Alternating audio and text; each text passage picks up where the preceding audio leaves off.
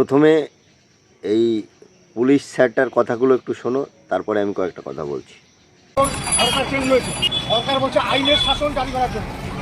শাসকের আইন চলবে না, আইনের শাসন চলবে। তাহলে আইনের শাসন যদি হয় তাহলে আমার আইন মেনে চলতে হবে। তাহলে আপনি কোন আইনটা মানেননি? হেলমেট পরেননি আর আপনি আইন মানেননি।